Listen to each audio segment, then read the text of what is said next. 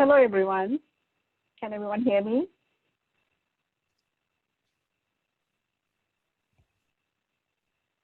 Good afternoon to our SIM and SIMLIT members. Thank you for joining our second Women in Technology event featuring Felicia Leon of Santhera Leadership. She will be discussing a timely topic today, which will be leading and thriving during a pandemic. Felicia will be sharing insights and tools from her 7 proven strategies that empower leaders to change their lives and the organizations they lead for the better. She will discuss how we can use these tools to navigate and thrive amidst business disruption during this unprecedented time in our lives. Next slide, please. The event today will consist of Felicia's presentation for 40 minutes with a couple of icebreaker questions and a Q&A session to follow for 20 minutes. This event will be recorded. Participants will be muted during the presentation and can engage with the speaker by using the chat function to respond to the icebreaker questions. Please utilize the raise hand feature at the bottom of your screen to ask questions during the Q&A session, or submit questions using the Q&A feature during the presentation. Next slide, please. Felicia is an accomplished executive leadership coach working with business leaders to create a paradigm shift so they can lead their businesses more effectively, connect more deeply with themselves and others, and increase the impact to the world. Throughout her career, Felicia has served hundreds of leaders from Fortune 550 corporations to startups and from professional services firms to government organizations. She has coached them, guided them, and partnered with them through transformation, challenges, and big wins. Please join me in welcoming Felicia to our event today. Well, thank you. It's really exciting to be here with all of you today. And as we get started, I'm going to ask a few questions as we go along today. And since we've got over 38 people on our call today, we'll keep it muted, but I'd like you to put your responses in the chat feature. That way we have some interaction. And then I know if you can hear me and if anything comes up while we're going down the path. So to get us started, let's do that mic check. Type yes in the chat feature if you can hear me okay. All right, I'm getting a lot of yeses. Great, thank you. So I want to start out by acknowledging each and every one of you. It is a challenging time all around us, and yet you've chosen to show up, to take time to invest in yourself and your community by joining this call. So I commend you for keeping the faith.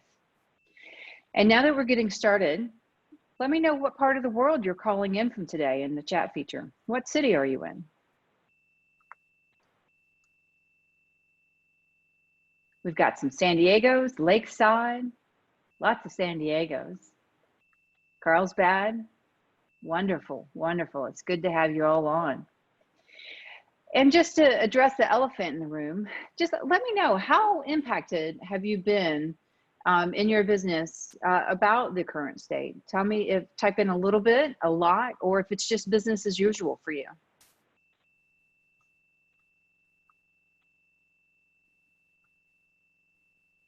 Not much, a lot, okay. All right, a lot of variation there. So I'm across the board, I'm scrolling through. You guys are lightning quick. There we go. Lots of working on home, lots of mediums. Yeah, I think the impact is broad, right? And I think it started larger when we were all scurrying to work from home, learning how to master the Zoom online meetings and working virtually with our team. And moving into, the impact does it have with our day jobs, with our teams, with our families. And so what I'd like to know now, based on a score of 1 to 10, how happy or satisfied are you with your career right now?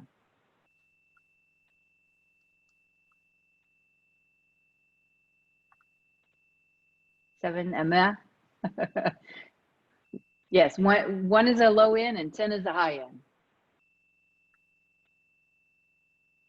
Good, 5s, 8s, 10s. Oh, I love a 10. Congratulations. All right. Now in one or two words, what could you say that would make your career a 10?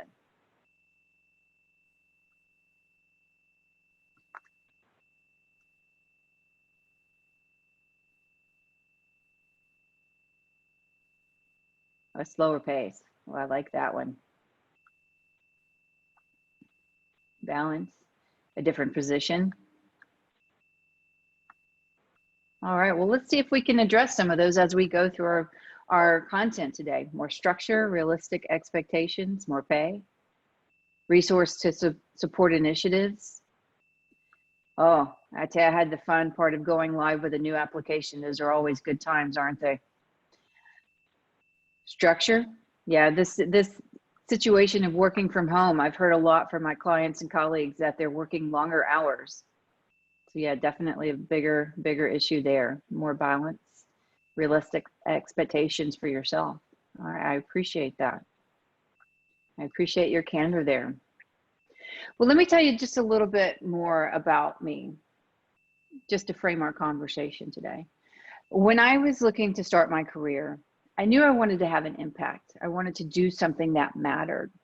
So I ended up studying industrial organizational psychology, which is the study of behavior, motivation, and human systems in the workplace. And what I've learned over the course of 25 years, that is if you have better leaders, businesses are run better, employees are happier, and it makes the world a better place. It's really a simple way to look at the world. And as I learned, which will be no surprise to this group, the more diverse mindsets and the more diverse background and experiences that you have in that leadership team, the better the business runs, the more engagement that you have in the employees. And again, a happier world in my mind. So as we think about creating space for more diversity in leadership, I formulated the 7 strategies that we're going to talk about today that help you get ahead in your career without sacrificing your life. And we're going to walk through those 7 strategies today and talk about how they can help you lead and thrive during uncertain times and prepare you once things get back to our new normal, how you can show up as the CEO of your own career, and you can have a vision, have that plan, and also build the community and support and advocacy around you. So I always like to start these conversations with a little data. If I can learn to use my PowerPoint skills here. Okay. So there is a business imperative, and each of you is in part of this imperative. When we have diversity in our organizations, they perform better, right? So quite frankly, they need you, I need you, and those who come behind us need you. So as we look at a very specific case for change, this is a study conducted from Bloomberg, and they looked at CFOs that were newly in position across the S&P 500. And they found when you had more women in those CFO roles, it actually had a financial impact. So it really is that case for change for all of us to stand up and be counted in our careers. But we all know that there's a few challenges. And if you've kept up with the McKinsey reports that they partner with Lean In to conduct the studies about the state of the union of American workplaces, you can see there's continually a pipeline problem. And even though it's the year 2020, we know there's still a lot that needs to change in the system. And as we get more women and more minority leaders in positions of power and influence, that system will change. But what if we can speed up the pace of that change by playing the game smarter?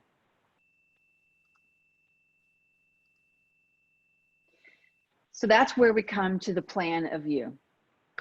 When I had the opportunity to sit down with the former CEO of Jack in the Box, Lenny Coma, he said it best: you are the talent. And if you're working in an organization that doesn't respect your talent, you deserve to take your talent down the road to another company that's going to respect you more. So it all starts out by creating that plan for you, by you. This will help you get the clarity, confidence, and the connections you need to thrive in your career, regardless of a pandemic, a rise in social consciousness, and do it in a way that you can thrive in your life as well. No more sacrificing, no more suffering in silence, no more waiting to be tapped on the shoulder. Now in the chat feature over there, who's with me? Enter fired up if you're with me.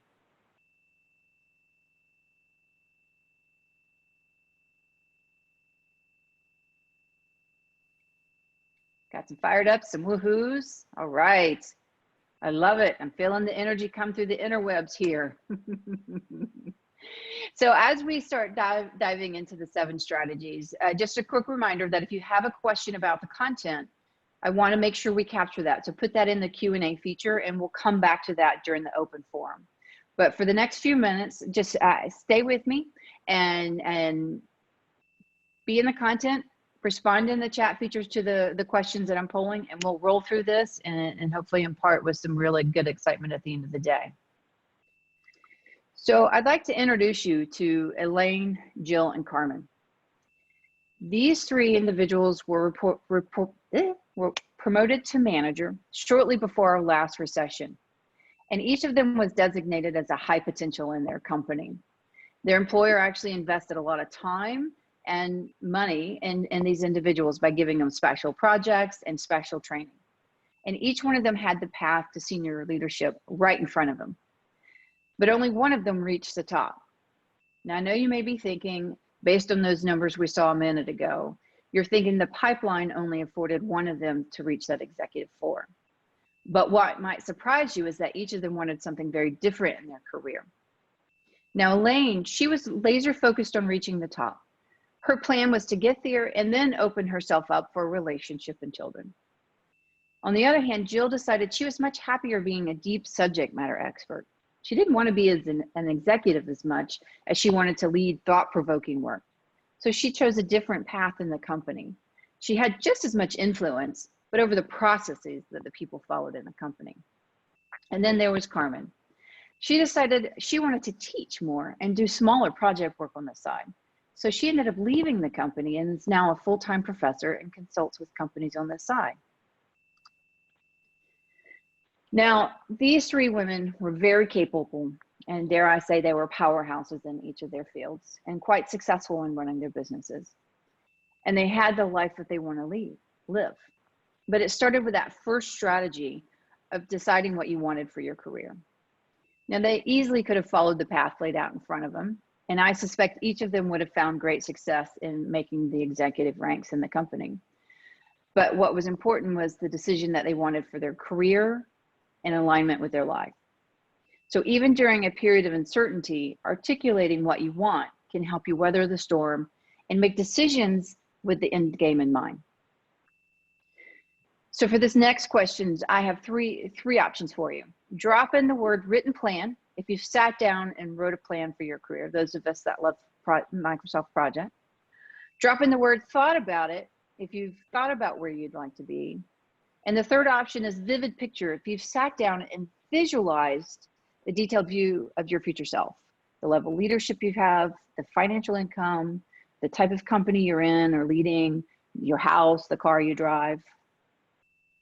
So let me know, how much have you thought about it? A lot of thought about it. We've got a vivid picture in there.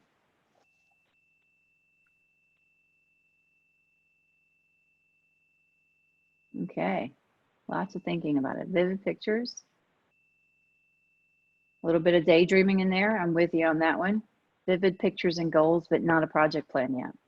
All right. So now we have an opportunity ahead of us, right? Is to create that plan and map out where we are, where we want to be in 5 and in 10 years. And I love that Haley says an overly detailed picture. That's exactly right. That's what we want to think about. We want to dream big and see big things in our lives and our careers. And I'll share a fun fact with you. A friend of mine leads an executive placement firm, and she estimates men spend about 25% of their time planning their next career move. So my question to you is, how much time do you spend? Are you proactively thinking about your next moves? And I have another question for you.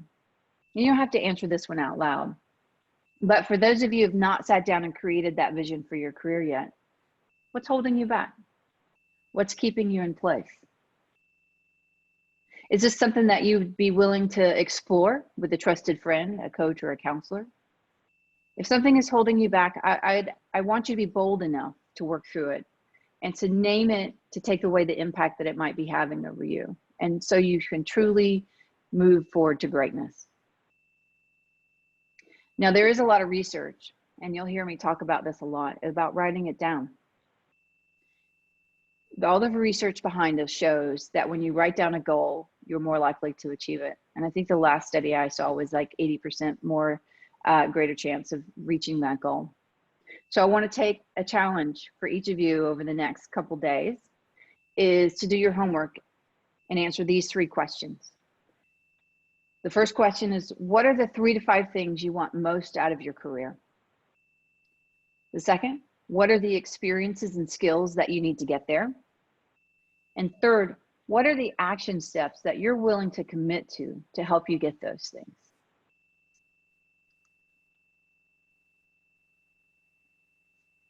My next question to you is, in the chat feature, put the word advocate down if someone has been an advocate for you and helped you have success in your career.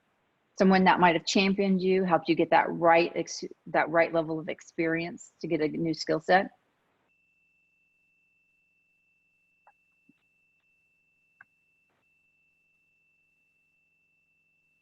I'm seeing a lot of advocates pop up in the chat box. That's great. And that is our second strategy. It's to build your personal board. So often we keep our heads down, doing a good job, taking care of our clients, our teams, and we expect our work to speak for itself. But I want to remind you of that pipeline picture that we saw earlier. That strategy isn't serving us. It's not working.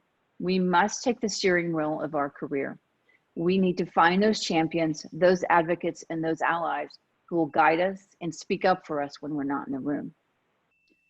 And I'll share with you one of my new clients. Let's call her Susan. She's at a crossroads in her career due to the pandemic. Whereas I saw earlier in the chat feature, some of you are being hit by the pandemic as well. The unfortunate thing for Susan is her job is actually going away. And so she has a huge decision to make on how does she move forward in her career. The silver lining for her is that she has engaged advocates in her career, and she's got deep relationships with senior leaders in her company. And she's been able to have that advocacy, and they've brought to her 2 very real opportunities to move forward. And then also, because of her relationships that she has with the leaders, she's actually got a 3rd offer outside of the organization based on a leader that's left the company before her. So by building those relations, Susan has been able to take a pretty traumatic work experience, being laid off, and can actually redirect and reinvent her career a little bit. And so it takes work to find those advocates, right? Everyone's very heads down, very much so thinking about what's in front of them and the problems that they have to solve, the teams that they have to lead. So this is an opportunity for us to think about, who do we need in our corner? Who will go to bat for us? Who will speak on our behalf, and find those opportunities? So I'm curious, just in the chat feature, let me know, have you heard about a personal board, or do you have one? And so if you've heard about it, just write the word heard. And if you've actually engaged a board and you have a board, write have a board in there. Very small.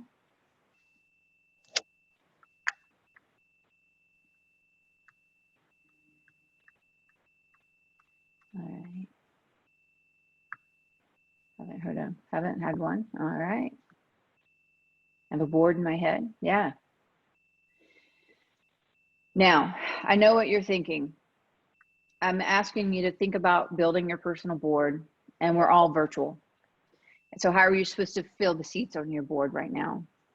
And you're right, it is time to be creative. So if you think about where it is that you want to go in your career, and the experiences and the capabilities and people that are role models for you, think about who could fill each of those seats, and then find creative ways to get in front of those individuals. So I go back to an old cartoon metaphor, Inspector Gadget, put on my inspector hat and start looking. And LinkedIn is a great place to find some details on someone's interest.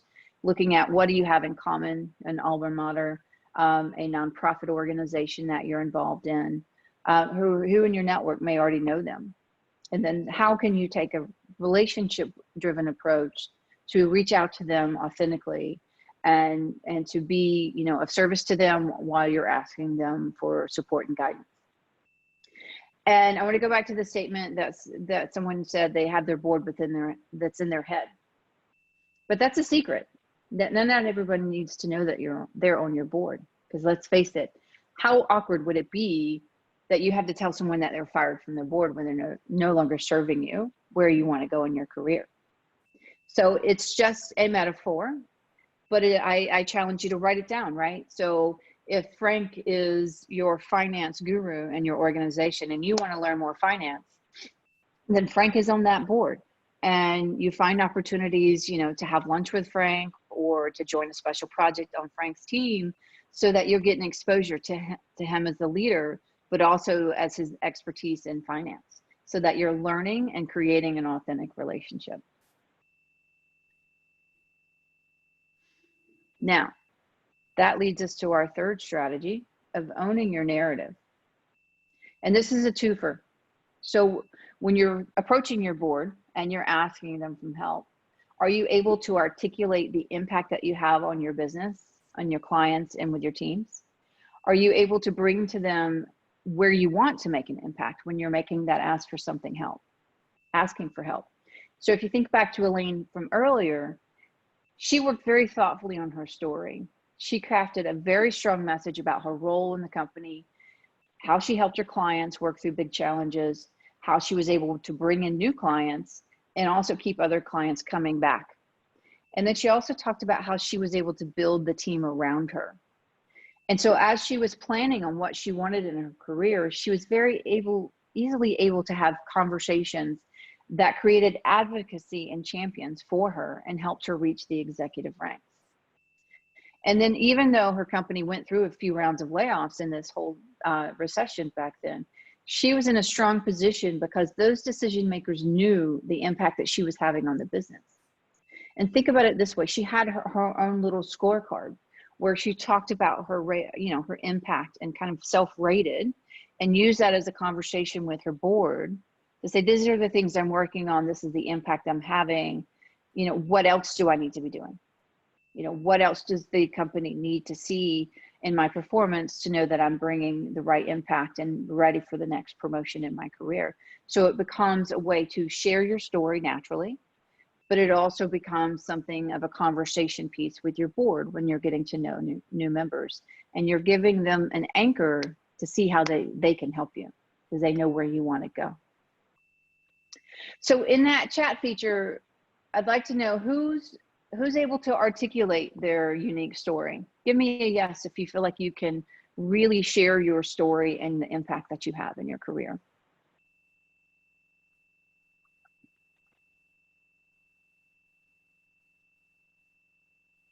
A few yeses, a kinda. Working on it, that's great.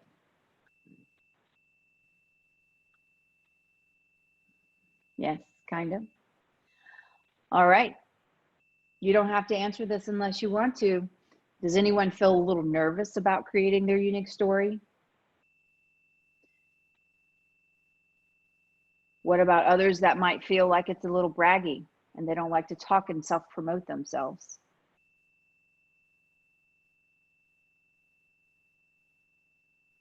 Okay, a few of us. Yep. We've all been there, right? Learning to talk about yourself is a new challenge.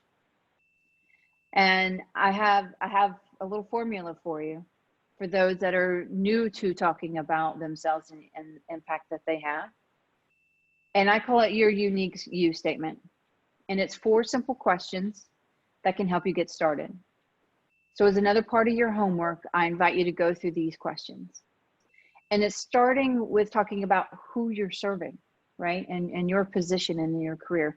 Who's your client? Who's your team? Who do you help? And what is the problem they're facing, right? It's about them and the solutions that you're bringing to the table and the outcomes that you're helping them reach, right? So you're creating a unique statement about who you support, but you're also highlighting your superpowers and your abilities to solve problems.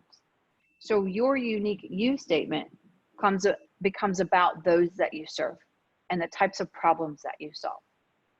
And I've gotten a lot of feedback from folks before that this helps take that fear and that bragginess about it, because it's not about you, and say, oh, look at me, look at all the great things I'm doing. But it's like, no, this is about my clients, my customers, my team, and this is how I'm supporting them, and this is how we're overcoming these challenges.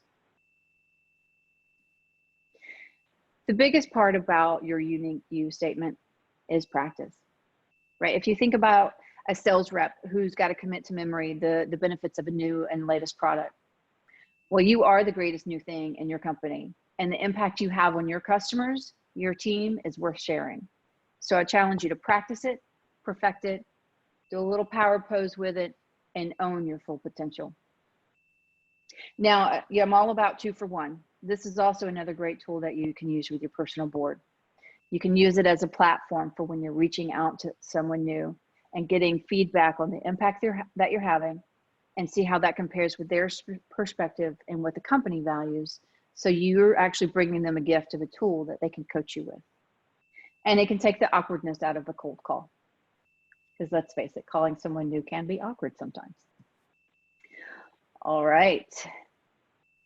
The 4th strategy is about being influential. And this can be a whole masterclass in and of itself, right? Others seem like they're born with being influential, where others feel like they have to work on it a lot, and others just don't feel like they can actually build that capability. But I want to share something with you. It's something that you can learn, and it's something that you can master with just a little practice. So I got another chat question for you. If you're feeling bold, who can answer a heck yes that they feel that they're showing up as an influential leader and can answer yes to all of these questions? So that first question is, understanding the game, knowing how it's played, and knowing how to move the chess pieces in it when you're playing the game. The second question is, are you able to champion yourself and self-promote authentically, which leads to being able to help others because they know what to call you for, what the problems that you solve. Do others follow you? Does your team follow you? Do they take chances with you? Are they willing to go through a change and go through a transformation with you without questions and doubt because you've brought them with you? And then the final question is, do you know how to leverage the relationships that you have to create the change that you need to change in your organization? Do I have any heck yeses in there? 3 out of 4 ain't bad. I like it, Drew. I like that. It's true.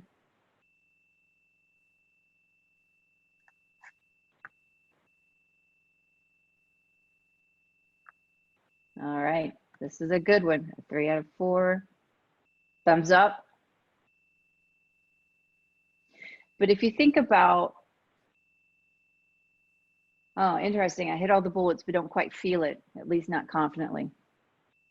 That's a good comment, Haley. And it's about, owning it and knowing that you're owning it, right? And we also we can be our toughest critics at times, right? So ask for feedback. Ask a trusted advisor, hey, am I coming across as the influential leader that I'm aiming to be? Do my team members, do they really follow me authentically? Will they go to the mat with me? And if you think about this situation that we're in now with limited resources, limited budget, and limited face-to-face time, now's the time to dig deep, if I can say that word, and doing a little planning about ahead of time when you know you need to move a mountain. And so it's understanding the art of persuasion of the person that you're meeting with. What matters to them? Are they a data person?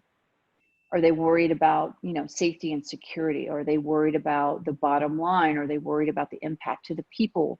So what is it that motivates that person and drives that person, and making sure you're presenting information in a way that they hear you, right? So it's always going back to that statement of I know what I mean to say, but did you hear me? Because I'm saying it in a word, in a language that you understand.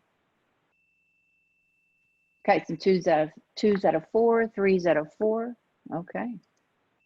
Seems like a good deep dive topic for later. So because it is such a big deal, of being an influential leader, and especially when it's a crazy situation going on around us, I wanted to just share a few tips to help you get started.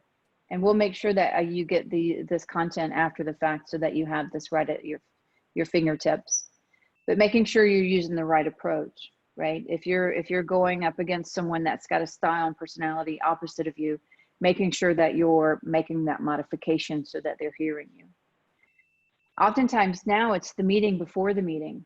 And this is even more important in today's world with the whole Zoom concept. And if you've got a sea of pictures in front of you and you're trying to be an influential leader, there might be one or two key individuals that you need to have a meeting with before to make sure that they are in your corner and that they're supporting your initiative or your goal or whatever the subject is that you're trying to be influential about, but also making sure that you're getting their feedback and their input, so that you can be more influential when you're back on the sea of Zoom meeting mirrors or the Zoom cameras staring back at you. You know your message is hitting the mark. Remember, it's also about the heart and the mind. So my personal approach is bringing a little data into the conversation. Why should I care in the logical? And then I bring a little heart into it. Why should I care as an individual? And bringing those two pieces together to make a much more influential argument.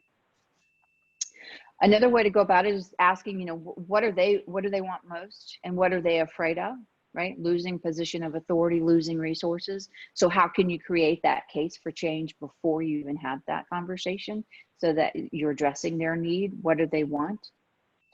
And then also, your image speaks mounds.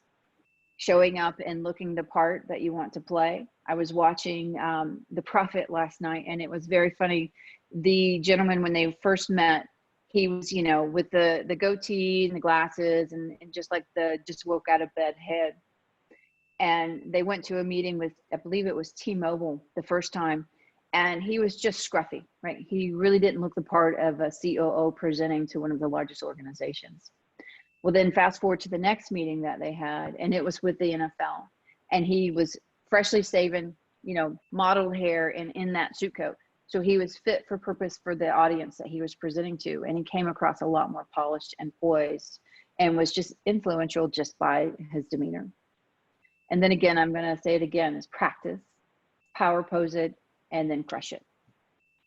All right. So hopefully it gives you a few tips to start. Now, I know what you're thinking. There's a lot of work to be done to be ready for the C-suite and to moving up to the next ranks. But the good news is that you don't have to do it alone. Your team is there as a resource and an opportunity for you. You want to be the type of leader that others want to follow and learn from. And you want to inspire your team as much as others have inspired you. And by building their capabilities, you free yourself up to be even greater at building your own capabilities, right? The more that you can delegate and put down into your team, the more time you have to raise your head up and think 2 steps forward for your own career, for your department, for your customers, for the business, right? So as you help each individual create their own performance plan and help them rise up, they also have an opportunity to advocate and champion for you, even if they leave into another department. And then think about the pay it forward. You're becoming their advocate and their championing by helping them rise up as well. All right, we're going really fast. There are a lot of really big, juicy content and context. So put in a heck yes if you're still with me and still excited about the possibilities ahead. All right. Perfect. Love seeing that. Love to see that. Okay, I'm going to ask the hard question. Who's feeling a little overwhelmed of all the things that they need to do?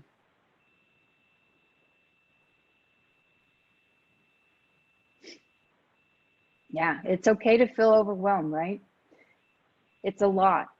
But I want to challenge you to think holistically about it. And it's not how you just do a one and done and create a plan and put it on a shelf. You think about it, it's a living, breathing strategy. It's the plan of you that grows and evolves with you as you grow and evolve. I want to take us back to our friends, Elaine, Jill, and Carmen. Now, we heard each of them, they had a dream career in mind, but they also had a life in mind. So Elaine loved to travel, and she made sure to add exotic lands, trips to exotic lands on her travel. Jill wanted to get married and have a family, and so she did just that. And she was able to build her team up. So that fifth strategy, so that when she took maternity leave, she was able to leave confidently, knowing her team would shine. And then there's Carmen.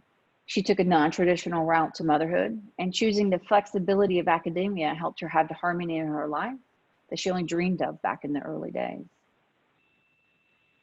So remember that fact: the more you write down, the more likely you're to achieve your goals. And so I invite you to think about specific questions about what you want in your life, like I did in your career. So the first question is, what are the 3 to 5 things you want most out of your life? The second is, what are the experiences that you want to have on that life journey? Do you want to see Machu Picchu or the Eiffel Tower? You know, whatever your poison is of joy in life. And then the third, what is the action that you're willing to commit to make those things happen? Now, just as important as saying what you want is acknowledging what you're tolerating that isn't serving you. What's taking your time and energy from the things that bring you joy, the things that will help you meet your life goals. And this whole concept of work-life balance, that's one that kind of sticks with me. Because when you think about the word balance, it makes you think of choices. If I do this, I must give up this. And I want to challenge that way of thinking. With my clients, we talk about the word harmony. So how do you make your life and your career work for you? How is it harmonious, right? So how do we feel better about the choices that we make, and we have grace for ourselves, and think through how do we make the life that we want become that reality?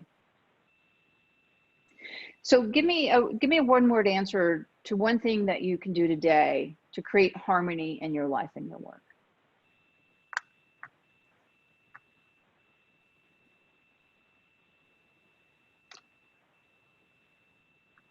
Any thoughts on what can bring more harmony to you? Setting boundaries. Oh, shutting down on the weekends. Yes, that's a good one. Giving time and space for yourself, for your family, for your hobbies. Clear goals. Saying no, appropriate no. Yes, I love that one. Prioritization. Setting boundaries.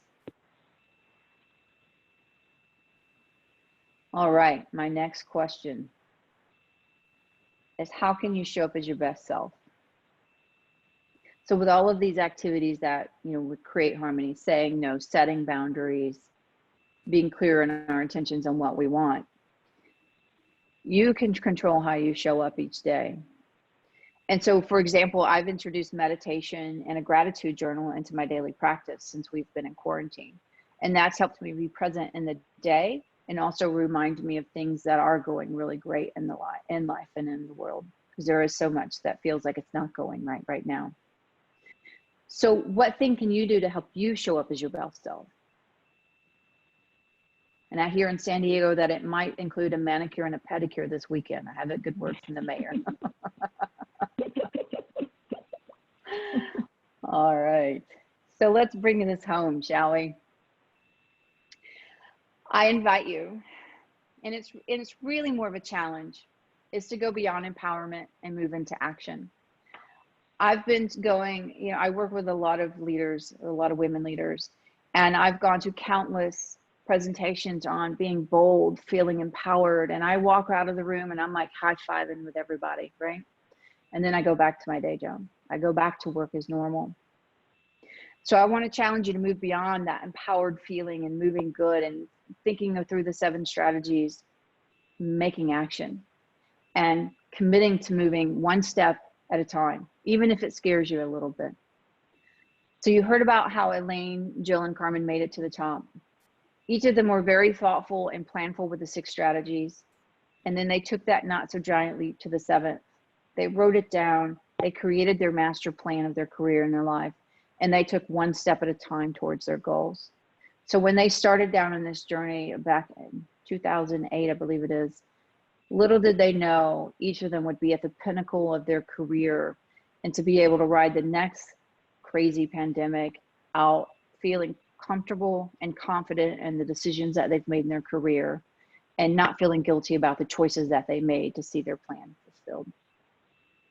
So I challenge you, what is that detailed vision of your life and your career And what are the steps that you need to take to get there? What are those relationships that you need and the experiences that you need to build skills, capability? And then one action that you're going to do today to make progress. Now, if you're feeling bold, in that chat feature, put a 1 to 2 word statement of action that you're going to do today to move your career and your life into the direction you want.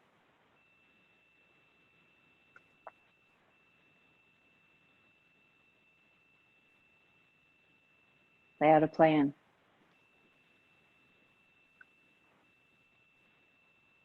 Write the plan. I like writing the plans. Create that vision of what you want to see in your career. Identify what I'm tolerating. That's so true, because what we're tolerating so much takes our energy away from the things that we want to be spending our time with.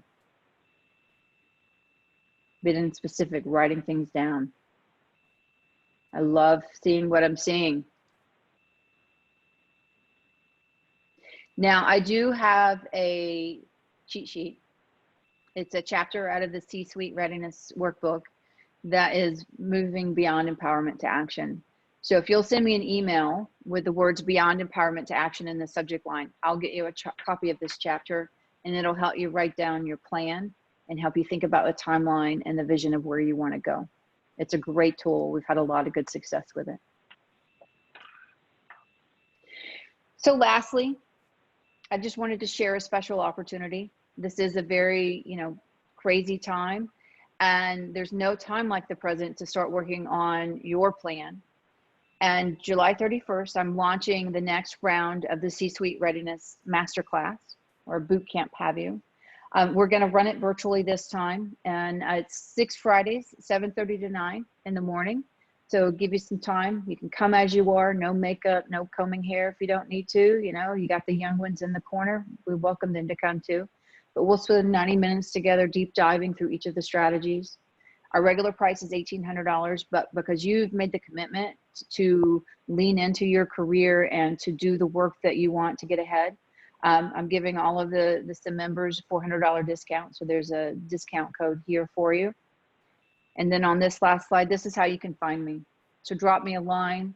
Let me know your thoughts on your plan. Let me know if you want a copy of that workbook in the chapter, and I'll send that to you. And if you're interested in going deeper through the C-Suite Readiness program, I invite you to come there and join me. So thank you, and I'll turn it back over to the team.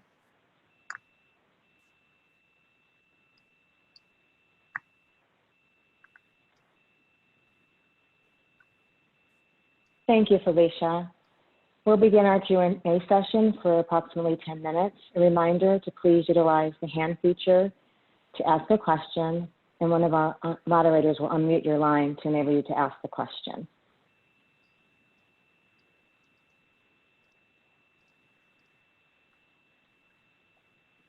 So please raise your hand if you have a question for Felicia.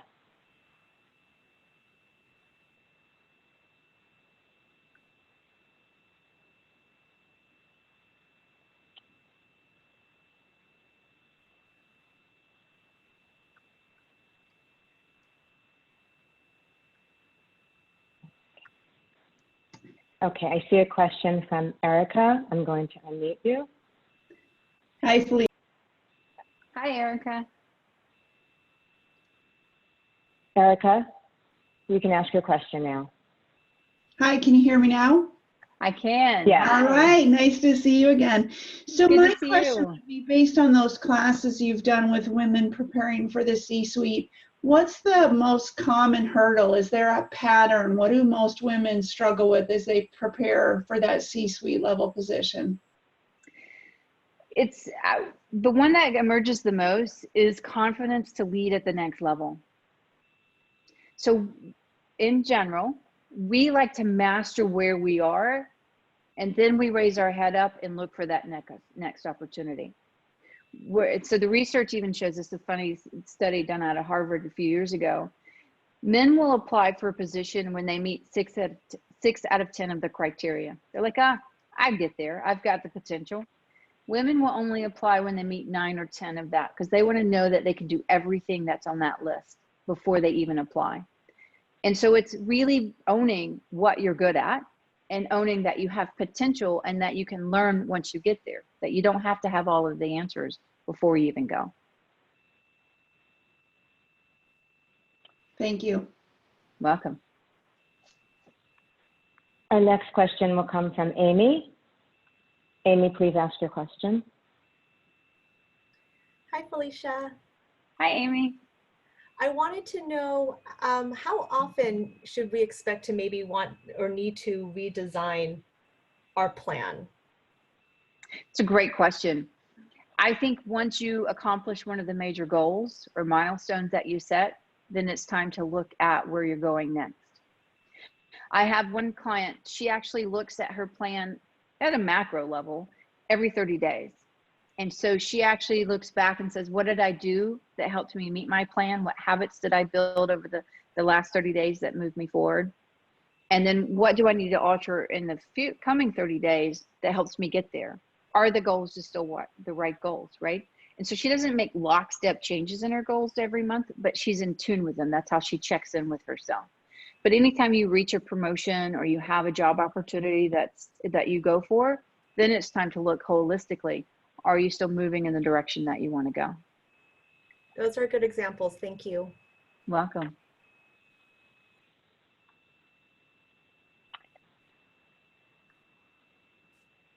Does anyone else have another question?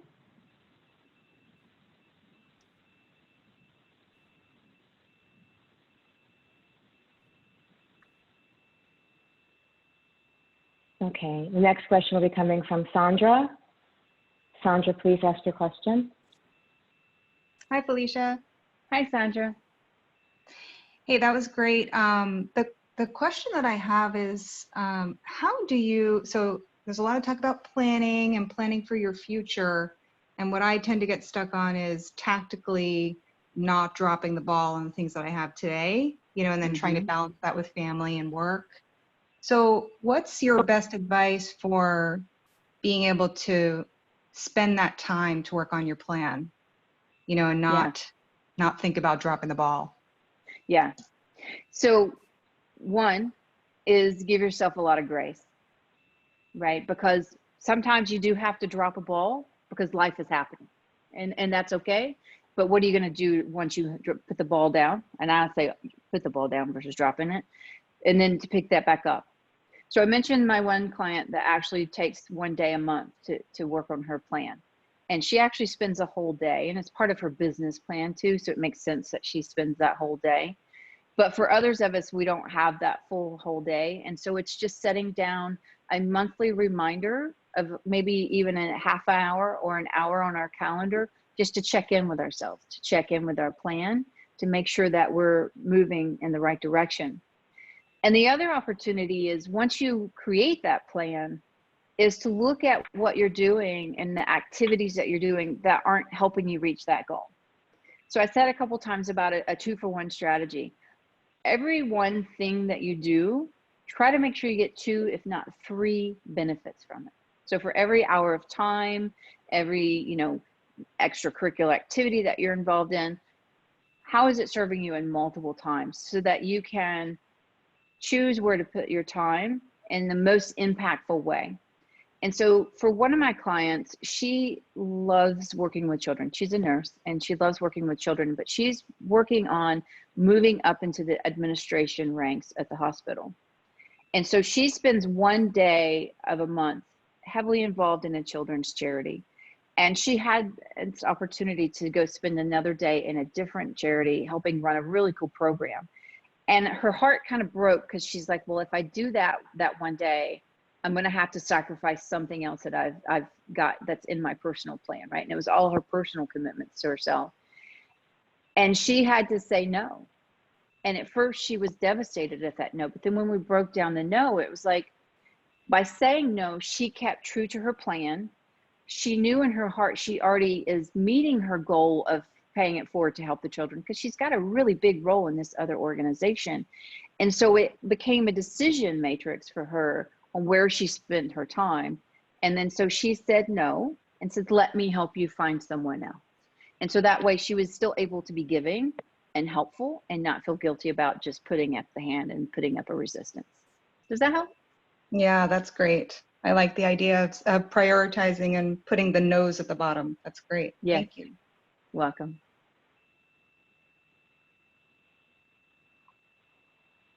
Do we have any other questions?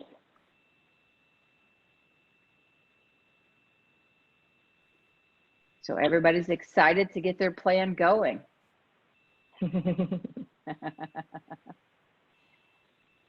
There is one more question from Erica.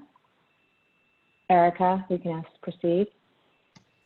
Hey, Felicia. So as Hi. I've coached people in the past, one of the things that I've heard from women, again, as they're trying to balance career and family and other interests, is I don't know where I want to go, right? They don't envision what is that pinnacle career.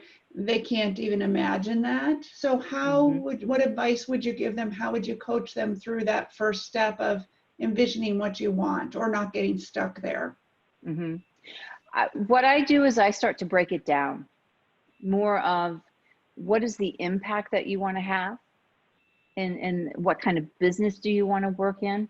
You know, what kind of values are important to you?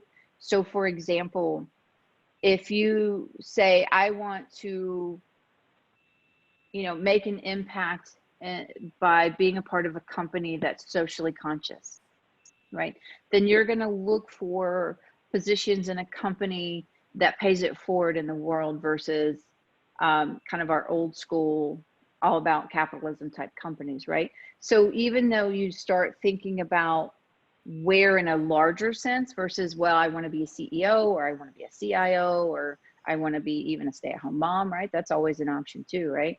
But start thinking about the impact that you want to have and the types of things that you want to do, and see if that kind of starts peeling back the layers of onion to get to what could that career look like. Does that help? Yes, great, thank you. Welcome. We have another question coming in from Melody. Melody, please ask your question. Hi, can you hear me okay? I can. Hi, Melody. Yes. Hi. Looking at all these questions, I was thinking about, you know, when you get to a point in you're reviewing your plan and you see maybe you're not making as much progress as you would like, any tips or tricks on staying motivated to keep going and just keep working on it? Yeah. So one is so this is something that we do as individuals, right? We're overachievers and we set really lofty goals. So first I'd ask to make sure that you're setting realistic goals, right? Don't set the bar so high that you know you're not going to be able to reach it, because then you're just going to get tired and say, oh, the heck with it anyway, right? So then it starts in, how do you chunk it up into bite-sized pieces? So there's a tool that I use, and I work in, 1 year tranches. So it's like, what do I want to see in my career in a year that's leading me towards my larger goal? And then how do I break that down in 6 months? What must be true for me to meet that 12-year mark or 12-month mark? And then I break it down to that's from 6 months to 3 months to 30 days to tomorrow, right? So it's moving progress forward by breaking it down, going backwards. And it's okay that some things are going to stall, right? Because who would have thought this pandemic would have taken us 3 months off of our life plans here? I know my business plan has shifted, my personal life plan has shifted. And so I've had to come to terms with that and, acknowledge the loss that we felt in that. And so now that we're coming out of that and, business is starting to reopen, and I'm really looking forward to my manicure this weekend, you can tell. But I'm thinking, okay, now what must my plan include, and what steps do I need to take that bring me back?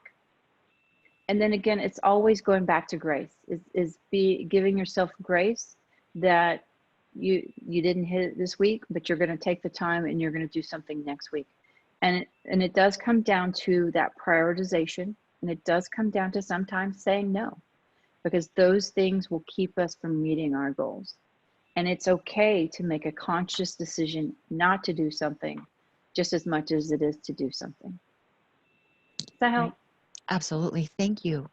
Welcome. Thank you very much. That concludes the portion of our Q&A. So thank you for your questions and thank you, Felicia. Thank you. Next slide.